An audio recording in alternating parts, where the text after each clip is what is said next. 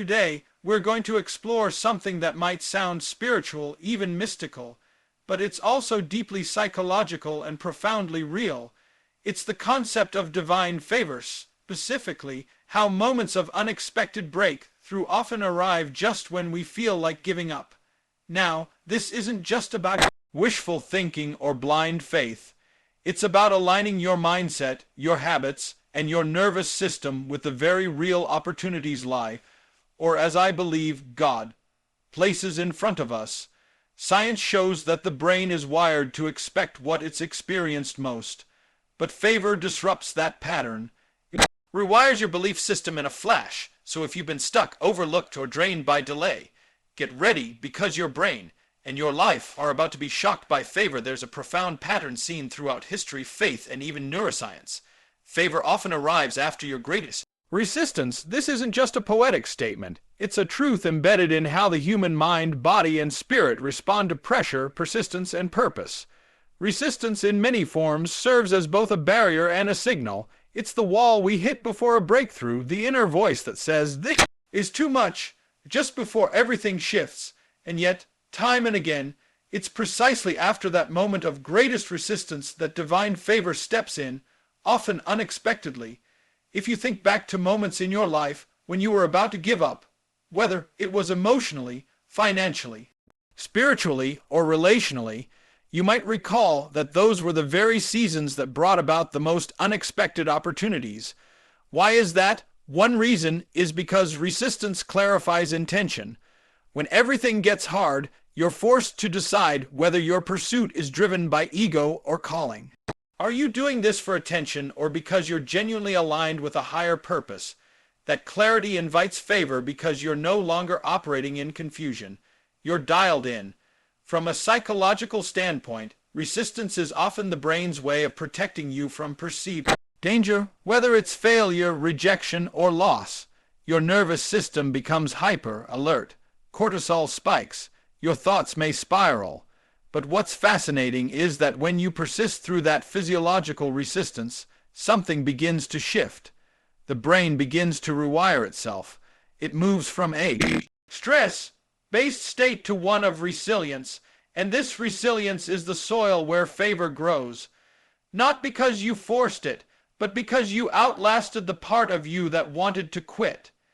Biblically and historically, some of the greatest figures encountered the greatest resistance right before being lifted to a place of prominence. Think about Joseph in the Old Testament, betrayed by his brothers, falsely accused, thrown into prison, years of resistance, and yet in a single moment, favor elevated him from prisoner to ruler. But that favor wouldn't have meant as much or been as effective if it hadn't come after so much resistance. The resistance prepared him for the weight of the blessing. This isn't just a spiritual idea. In neuroplasticity, it's understood that repeated effort under strain creates new brain pathways. The struggle itself is what forges strength. So when you feel like everything is against you, it may not be a sign to stop. It may actually be a sign that favor is near, that your persistence is reshaping your inner architecture to handle what's next. Favor doesn't usually come when you feel strongest. It comes when you've been humbled, stretched, and tested. It shows up not as a reward for effort, but as a divine interruption that exceeds your effort. Resistance strips away everything that is false. It removes pretense. It exhausts ego. And what's left is the raw, authentic you ready to carry what favor brings. That moment, when you have nothing left to prove, and yet you keep going, is the space where grace meets grind. It's where effort collides with the unexpected. It's where supernatural outcomes meet human endurance. What many don't realize is that the enemy of favor isn't failure, it's comfort. When everything is smooth, predictable, and easy, we often stop growing, we settle, but resistance refuses to let us stay there. It demands movement, it demands adaptation. And in that discomfort, we become people who can be trusted with favor. Because favor, when given too soon or to the unprepared, can crush. But when it follows resistance, it becomes fuel. There's something about being pressed that activates hidden potential. Pressure reveals priorities. Resistance exposes what you really believe. It shows whether you truly trust that something greater is at work. If you collapse under resistance, it doesn't mean you're weak. It means you're being invited to build new strength. And in that process, you become eligible for favor not because you're perfect, but because you're persistent. It's not accidental that the moment of greatest resistance often precedes the moment of greatest breakthrough. It's not coincidental that when you say, "I can't go another step," that's often when the door opens. Favor has a way of showing up just after you've exhausted your own strategies, ideas, and timelines. It waits until your hands are empty so they're ready to receive. And often, the resistance was never there to destroy you. It was there to develop you, to shake off what doesn't belong so you could carry what's meant for you. God's timing disrupts natural logic. It doesn't always make sense to the human mind, and it rarely aligns with our carefully laid plans or expectations.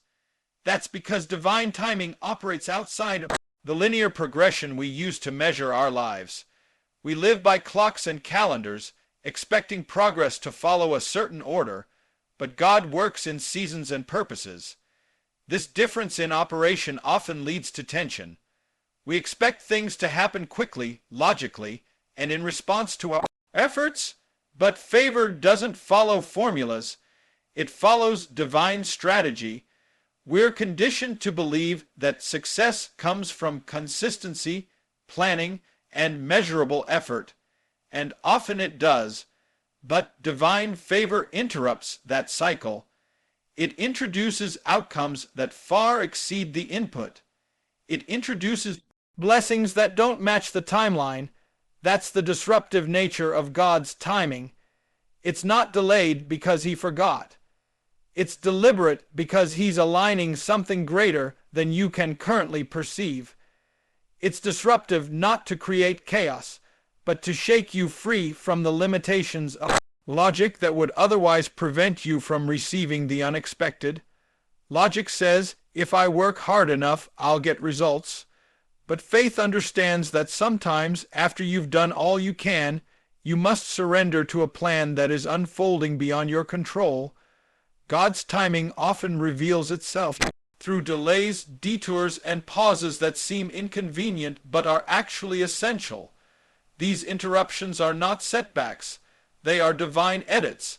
They are God's way of rearranging your path so that you intersect with the right opportunity at the right time. And when it happens, it usually shocks the system because it didn't come when or how you expected. Natural logic says promotion follows performance, that recognition follows visibility, and that reward follows timing you can track. But in God's kingdom, people are pulled from obscurity into influence without a resume. Doors are opened without political alignment or pedigree. The reason, to remind you that his timing doesn't need your strategy, only your surrender. This doesn't mean you sit back passively. It means you remain faithful while understanding that your timeline is not the only one in motion. There are variables you can't see, hearts being prepared, doors being constructed, and purposes being matured.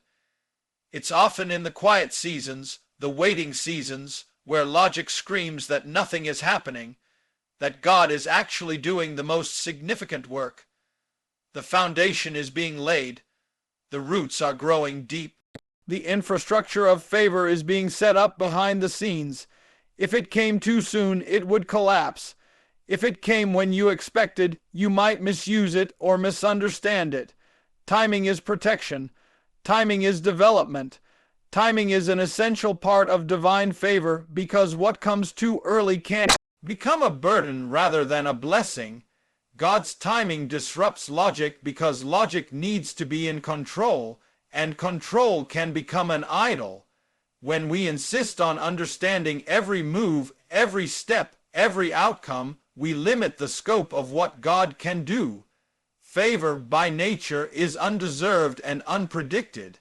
It often arrives in ways that confound even the most calculated minds. That's the point. It's designed to point back to the source, not the strategy. It's designed to disrupt your expectations so that your dependence shifts from human understanding to divine alignment. The world teaches predictability, scalability, repeatable outcomes, but God doesn't need your blueprint.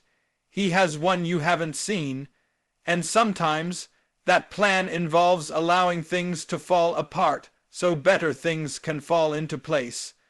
The disruption of logic creates space for the unexpected, and in that space, favor flows freely. When you stop insisting that things happen according to your natural schedule, you start to see the subtle and powerful ways God is moving. You start to trust the process, not just the result.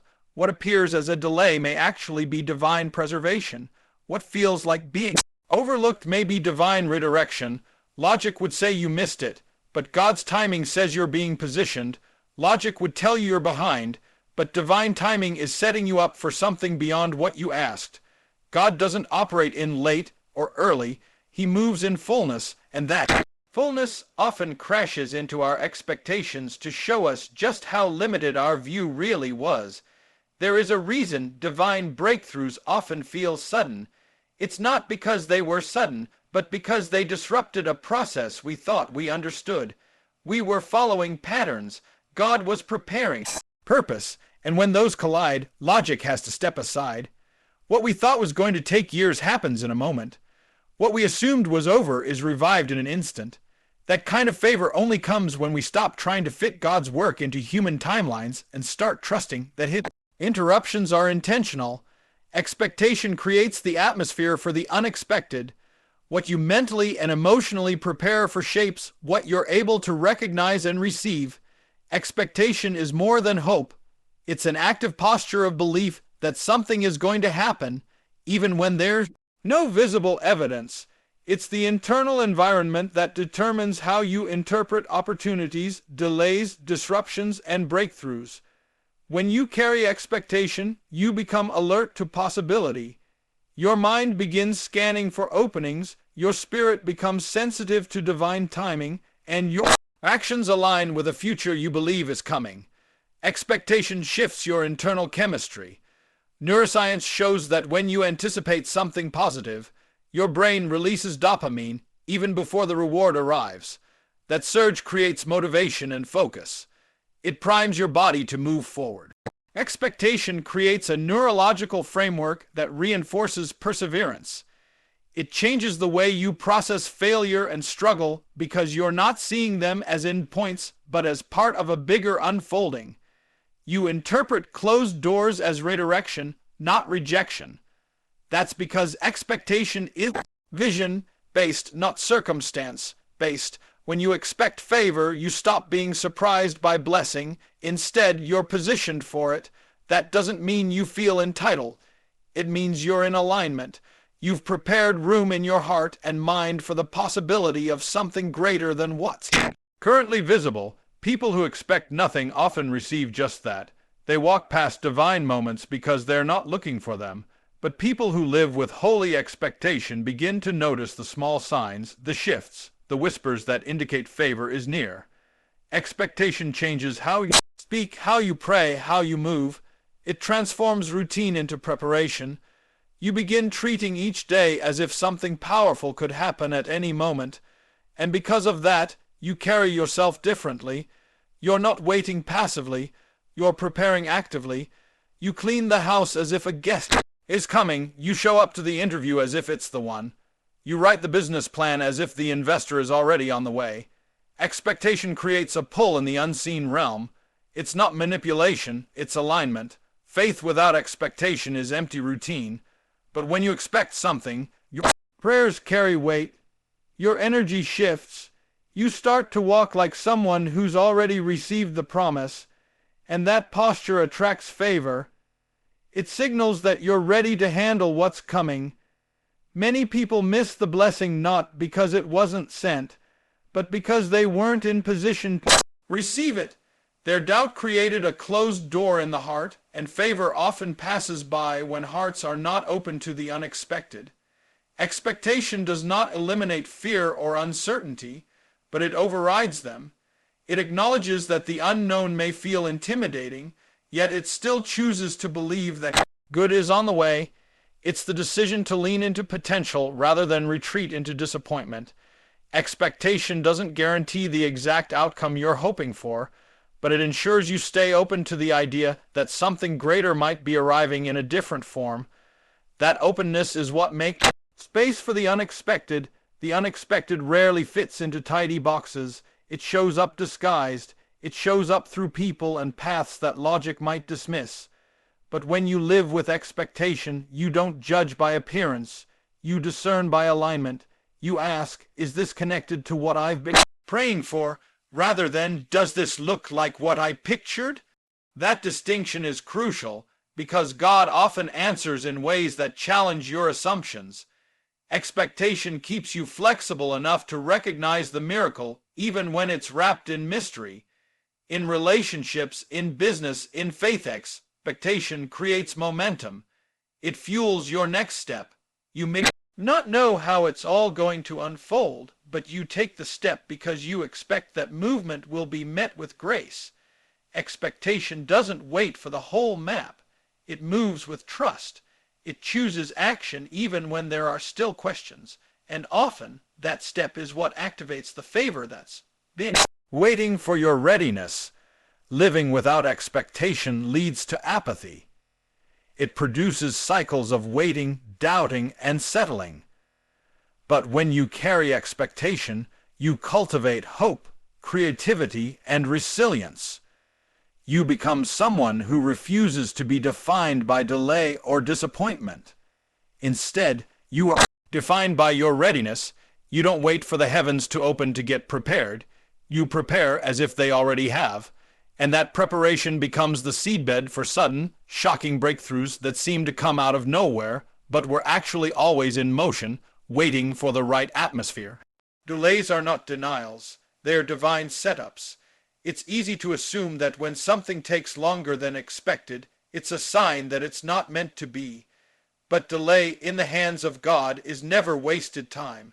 It's a strategic pause, a divine recalibration, a holding pattern meant to align people. Timing and preparation for something greater than we had in mind. The challenge is that most people misinterpret delay as rejection. They internalize the waiting season as a failure rather than a formation. But what feels like a detour is often the direct path to exactly what was promised. When something we desire doesn't happen in our expected time frame, our natural instinct is to question our value, our choices, and sometimes even our faith. But in truth, delay can be one of the greatest signs that something significant is being built behind the scenes. Construction takes time, and the greater the calling, the deeper the foundation has to be. If the structure of your life isn't ready to support the weight of the favor you're asking for, a delay is grace. It's protection. It's refinement so that what comes next doesn't collapse under pressure. There's a difference between divine silence and divine absence. Delay often comes with silence. No updates, no movement, no confirmation. But silence doesn't mean abandonment. It often means that the next part of the process is happening beyond your awareness. It's in the conversations you're not hearing, the rooms you haven't entered yet, the hearts being softened in places you don't have access to.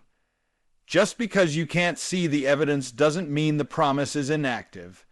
In the delay, God is setting things in order so that when the moment comes, it's undeniable and unstoppable. Delay creates space for growth. If everything came immediately, it would be easy to bypass the personal transformation necessary to carry favor well. The process of waiting forces you to confront your motives, to refine your focus, and to dig deeper into your faith. You begin to question what truly matters and what you're willing to endure. That internal sharpening is not punishment, it's preparation. It builds character, humility, and resilience. Without those qualities, favor could destroy more than it blesses. Delay ensures that you grow into the version of yourself that can sustain the blessing. From a spiritual perspective, delay often works as a test. Not a test of performance, but a test of posture. Will you keep showing up when there's no visible reward? Will you trust when nothing seems to be changing? Delay reveals what you believe when the spotlight is off. It exposes whether you're pursuing results or pursuing purpose. And when you choose to remain faithful in delay, it becomes an act of spiritual maturity that draws you closer to divine alignment. That kind of commitment builds something unshakable inside you. Many of the most significant breakthroughs in Scripture and history were preceded by long periods of waiting. Abraham waited decades for a promise. David was anointed king long before he wore the crown. Jesus waited 30 years before performing a public miracle. The delay didn't dilute their calling. It intensified it, it refined it. And when the moment finally came, the impact was multiplied because the foundation had been laid in private. Your delay might not be punishment. It might be preparation for visibility, for influence, for legacy. One of the most dangerous things you can do during a delay is to settle for something less just to escape the discomfort of waiting. Delay can make you vulnerable to compromise. It can tempt you to chase temporary validation instead of long-term purpose. That's why discernment is crucial during seasons of delay. You have to be able to recognize the difference between a door that's convenient and a door that's called. Delay sharpens that discernment. It teaches you to wait not just for any opportunity, but for the right one. The discomfort of delay is often the crucible where destiny is formed. It reveals your level of trust, your ability to rest in uncertainty, and your capacity to hold hope without forcing outcome. And hope, when sustained in delay, becomes a powerful force. It shapes how you speak, how you carry yourself, and how you respond to others. It keeps you tender when life feels hard. It keeps you focused when distractions come. Hope is not passive, it's active faith, and in delay it becomes your greatest weapon. Delay also gives room for pruning. There are things you thought you needed that may not be part of your next season. Relationships, habits, mindsets, all of them come under review during delay. The waiting season strips away the unnecessary so that when the blessing arrives, you're not weighed down by what no longer serves your future. That pruning feels painful at times, but it's a gift. It clears space, both externally and internally, for new growth to take place. Your mindset must match the magnitude of the miracle. Many people ask for breakthrough, favor, and elevation, but they don't prepare mentally or emotionally to sustain what they're asking for. A miracle is not just about the event, it's about the environment it enters. If your mindset is small, fearful, or rooted in past disappointment, it can shrink the impact of what was meant to expand your life. God doesn't just want to bless you. He wants you to be able to carry the blessing with confidence, clarity, and capacity. That starts in the mind. Your thoughts create a framework for your future. If you think small, you'll act small. If you expect failure, you'll sabotage success. Mind is a gatekeeper. It filters what you're willing to accept, believe, and pursue. Favor is not just about being chosen, it's about being ready. If a miracle arrives and you haven't upgraded your mindset, you may reject the very thing you prayed for because it doesn't match your internal programming. That's why transformation always starts on the inside. A miracle requires space, mental, emotional, and spiritual space. You have to clear out the clutter of doubt, fear, and negativity to receive something new. Many people miss favor because their mindset is still stuck in survival mode while God is trying to take them into overflow. If your mind is constantly rehearsing what went wrong, who left you, or what didn't work before, you'll be blind to what's working now. You can't carry favor with a fractured perspective. The mindset must shift to match the new season. A miracle often requires a new level of responsibility. It's not just a blessing, it's an assignment. And to fulfill that assignment, you need a mindset rooted in identity, not insecurity. You have to believe you're worthy of what's coming, not because of perfection, but because of purpose. When you internalize that truth, you stop second guessing yourself and start showing up fully. You speak differently, move differently, and operate from a sense of spiritual authority rather than emotional fragility. That shift creates alignment. If your mindset is still anchored to the past, the future will always feel out of reach. You can't build the next level of your life with the language of your last failure. The miracle may show up, but if your inner world is unprepared, you'll either push it away or mishandle it.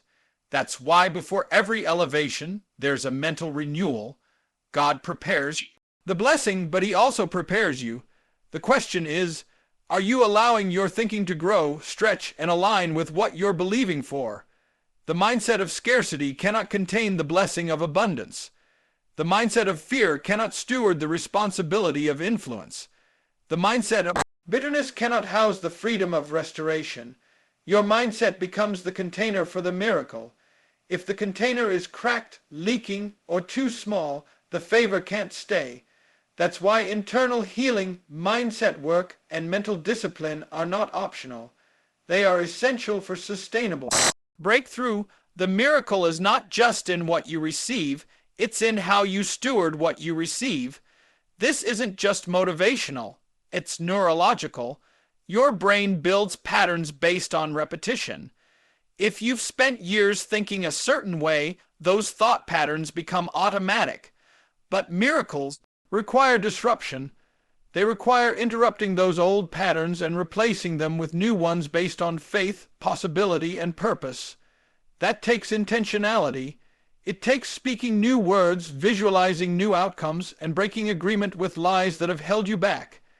Every miracle begins with a renewed mind. A small mindset will always resist big favor. It will rationalize it away, disqualify itself, or delay action out of fear. But when your mindset grows to match the magnitude of what you're asking for, you become a magnet for miracles. You start seeing doors where others see walls. You take risks others avoid. You remain anchored while others panic. That kind of mindset doesn't come from hype. It comes from deep alignment with truth, identity, and vision.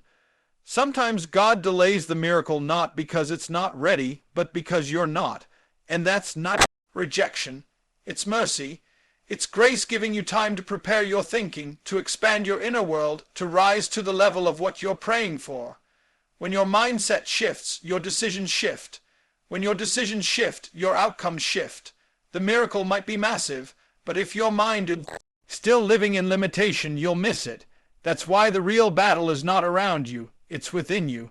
When you choose to think in alignment with the promise rather than the problem, you open the door for favor to flow freely. You begin to expect miracles not as rare occurrences, but as natural outcomes of a renewed, faith-filled mind. You start walking with boldness, declaring what you believe and preparing for what's coming before it even arrives. That kind of mindset is magnetic. It draws breakthrough, attracts opportunity, and sustains elevation when it comes. The shock of favor will require a shift in how you receive. When something unexpected, overwhelming, or miraculous enters your life, it will not always come in a form that feels familiar or manageable. That's why receiving favor isn't just about being open. It's about being ready to stretch, adjust, and sometimes unlearn everything you thought was necessary to be blessed. Favor doesn't knock politely. It often crashes into your life in ways that disrupt your normal rhythms, challenge your self-image, and require a new level of receptivity. Most people are prepared for struggle, for resistance, for delays, but very few are mentally and emotionally prepared to receive something suddenly and powerfully. When you've been conditioned by disappointment or delayed hope, the arrival of favor can feel confusing. It may not match your timeline or your strategy. It may come through someone you didn't expect, or in a space you thought was closed.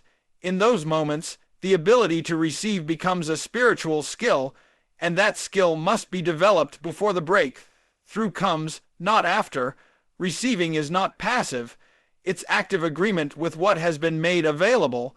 That means you must be willing to shift from striving to surrender, from questioning to embracing, from surviving to thriving. This is not always easy because many people have built their identity around waiting. They've become so accustomed to struggle that when the answer arrives, they doubt it. They question whether they deserve it, whether it will last, whether it's real. But favor requires faith in the moment. It requires you to say yes to something you didn't orchestrate and couldn't have earned on your own. Sometimes favor will stretch you because it exposes the smallness of your former expectations. You were praying for just enough and God sends more than enough. You were hoping for survival and He delivers overflow. That abundance can be emotionally overwhelming if you haven't done the internal work of expanding your capacity to receive.